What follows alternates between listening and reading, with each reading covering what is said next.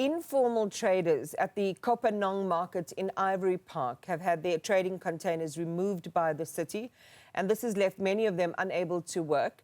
The Socio-Economic Rights Institute, SERI, has stepped in. It sent a legal demand to the city on behalf of over 140 affected traders. We talk now with SERI attorney Deborah Raduba to understand what happened. Deborah, good morning, and thanks for joining us on the program. What prompted SERI to send a formal letter of demand to the City of Johannesburg, and what are the key legal grounds you're challenging? Good morning. What prompted SERI to send the letter to the city is we were approached by the traders in Ivory Park, and they informed us that on the 21st of April, they were informed that all the containers are going to be removed and that they can no longer trade in the area.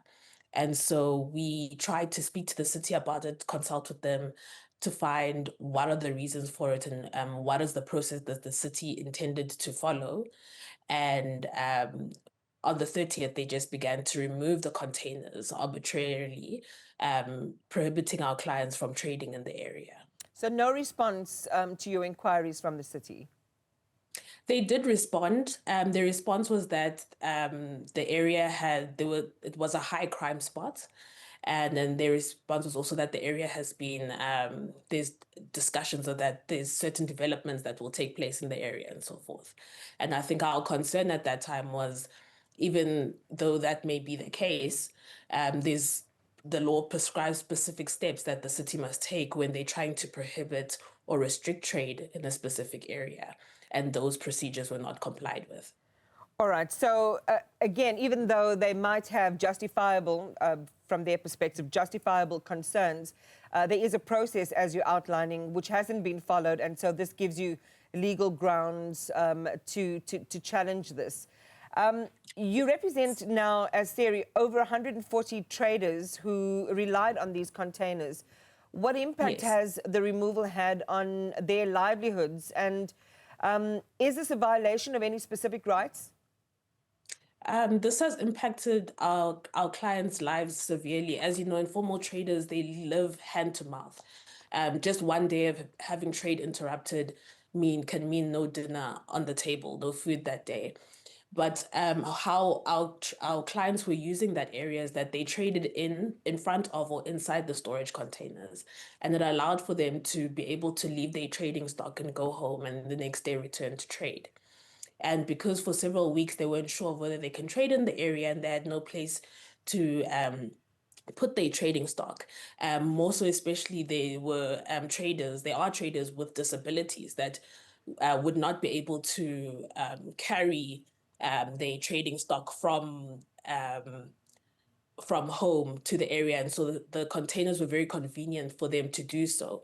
And so this arbitrary removal of the containers it's a violation of their right to dignity, their freedom to trade, the right not to be arbitrarily deprived of property, and their right to just administrative action. Yeah. Deborah, I'm going to ask you to hold that thought for me for just a second. Deborah Raduba, who is an attorney for SERI, talking to us about this legal battle in the City of Johannesburg in respect of these informal traders who've had their trading containers removed by the city, and they're taking the matter on with the city as well. Deborah, I'm so sorry again for the disruption there, and thank you for staying with us. Appreciate your time. No problem. You have now asked the city to consult with traders in general before making infrastructure changes. What kinds of consultations or processes do you believe are appropriate and lawful in this context? The Business Act in Section 6A, subsection 2, prescribes steps that must be taken when the city or any municipality intends to prohibit or restrict trade. I think our emphasis at every point was that those are the steps that they must comply with, and to give our traders sufficient notice so that if there are any developments or there are any changes, our clients are given sufficient notice and are able to make other arrangements. And also they're able to make their representations to say why this initiative that the city had brought, the linear markets, the containers, was so crucial to their daily trade, and make their submissions as to why they would be against the removal. That was not complied with at all. That was not done. I think they were given less than a week's notice that the city is going to come and remove the containers. And at that time, they weren't sure if they could trade, if trading was prohibited strictly in that area. And so there were several weeks that passed by without them being able to make a living. What happened to those containers, Deborah? My understanding is that it's in the possession of the city. I'm not sure where they put them, but they do. I think they're going to repurpose it for other use. There's another aspect to this, and it might connect to the reason SERI's in court on another matter regarding the treatment of foreign nationals in the country. My understanding is that traders have also raised concerns about xenophobic targeting during enforcement. Has SERI encountered any evidence of this, and how does that factor into your case? We have encountered evidence of this. I think at this point, the city requires permits and want people to be lawful traders. But as it stands, there are no permits that the city is issuing. And part of that, they'll say that you need to have a lawful permit and be lawfully in the country. So it's this thing where there's always xenophobic sentiments to be taken in this, where they're trying to enforce laws or take the role of Home Affairs essentially, and to essentially intimidate traders that do consist of foreign nationals as well.